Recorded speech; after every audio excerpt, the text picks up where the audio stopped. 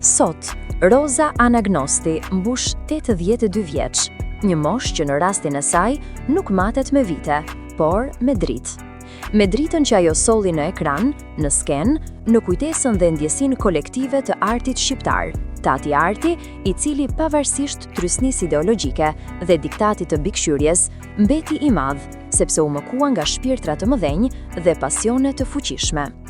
Roza është një nga ato figura të ralla që nuk luajnë role, por i bëri ato të jenë jeta e saj. Ajo hyri në çdo personazh me praninë e saj të plot shpirtërore, duke shkrirë veten në karakteret që solli në kineman shqiptare.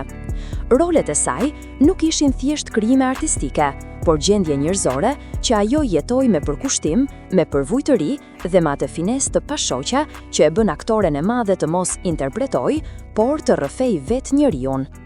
Ajo nuk e përfaqësoi vetëm gruan shqiptare në periudha të ndryshme të historisë son, por e sublimoi atë në forcë, ndjenjë dhe dinjitet, në qëndresë dhe integritet, në dashuri dhe përulësi, në heshtje që flasin dhe në buzëqeshje që dhimbjen e kthejnë në dritë.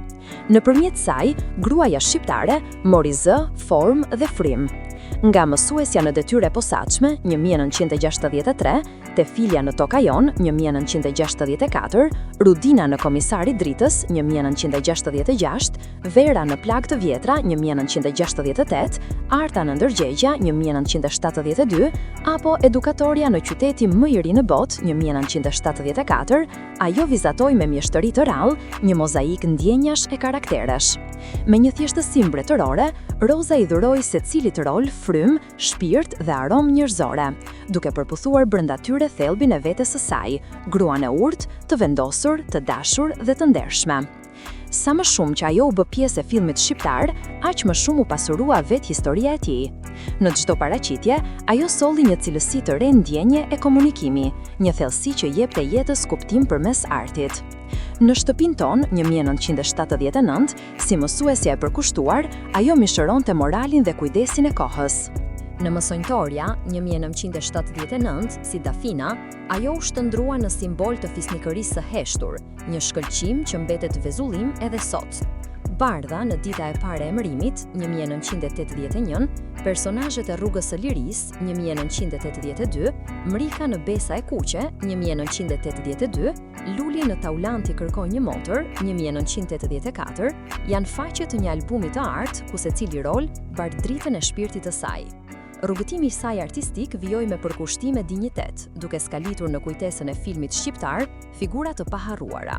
Në Vrasje në Gjueti 1987, Në Familja ime 1987, si doktoresh Besmira Haxhiraj në Botë e padukshme 1987, si Adelina, gruaja e Emilit në Rikonstruksioni 1987, apo si nëna që ka humbur vajzën në Kthimi i ushtrisë së vdekur 1989, sipas romanit të Ismail Kadares, Gjënaali i ushtrisë së vdekur.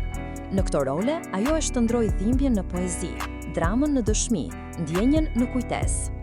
Çdo personazh i saj kishte një thellësi që buronte nga përjetimi, nga përkushtimi i një artisteje që dinte të rrinte në dritë pa e kërkuar atë. Drita në vetmi 1990, Valsi të Titanikut 1990 dhe më vonë në rolin e nënës së Abazit të një nga veprat monumentale të kinematografisë son, Gjoleka, djali i Abazit 2006, përbëjnë kulme të një jete të shenjtëruar artit. Në çdo etap, Roza Anagnosti nuk ndryshoi, ajo u rit në thellësi. E bukura e saj u bë përmbajtje, drita e saj u bë kujtesë. Me një përulësi të rrallë, ajo i dha kinemas shqiptare jo vetëm artin e interpretimit, por edhe artin e qëndresës dhe të fisnikërisë njerëzore. Në film pas filmi, ajo u bë fytyra e ndjenjës shqiptare, zëri i një kohe që tashmë ka hyrë në legjendë. Në zërin e saj kishte butësi dhe peshë, në sytë e saj një dritë që mbante brenda tërë universin e një kohe. Ajo nuk interpretonte, por jetonte rolet. Dhe ndoshta për këtë arsye, pas dekadash, Roza Anagnosti mbetet ende gjallë në kujtesën tonë, jo si një emër, por si një ndjenjë. Sot, në këtë përvjetor të bukur, ne përulemi me respekt përpara një zonje të artit, një artistjeje që e bëri kineman shqiptare më të thellë, më të vërtet dhe më fisnike. Foto e rinis, dëshmimi në celuloid i një kohe pa kthim, ardhja e vajzës që sfidoi me talent dhe kumtin interpretos që spikat, janë tërësorja e një kujtese dhe urimi sot në ditëlindjen e Roza Anagnostit. Vajza që nuk u mjaftua vetëm me privilegjin e natyrës, por kërkoi që këtë lëndë të nyshme ta shndërronte në formatin e një identiteti artistik, që në kohë pas kohje erdhi duke u kristalizuar për të bërë një nga emblemat më fisnike të artit ton skenik e kinematografik. Roza ishte dhe mbeti e bukur, jo vetëm në fotografi, por në sken dhe në jetën e përditshme. Vajzë e lirë dhe grua e përkor, aktore e talentuar dhe bashkëshorte e denjë e një regjisori të madh, ajo luftoi, u përpoq, sfidoi dhe arriti.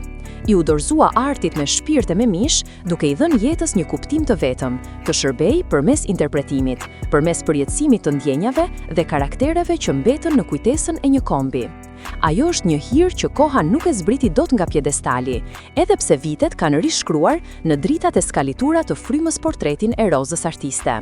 Bukuria e saj nuk qëndron vetëm në pamje, por në qëndrimin ndaj jetës, në fisnikërinë e heshtur me të cilën përballoi sfidat, në përulësinë me të cilën e lartësoi artin. Sot, në 82 vjetorin e lindjes së saj, ne përulemi me respekt përpara një figure që mbetet një monument gjallërie, përkushtimi dhe dashurie për artin. Roza Anagnosti është një nga ato emra që nuk i përkasin vetëm kujtesës, por edhe ndjenjës kombëtare. Ajo është shenja asaj kohe kur arti ishte akt përkushtimi, jo lavdie.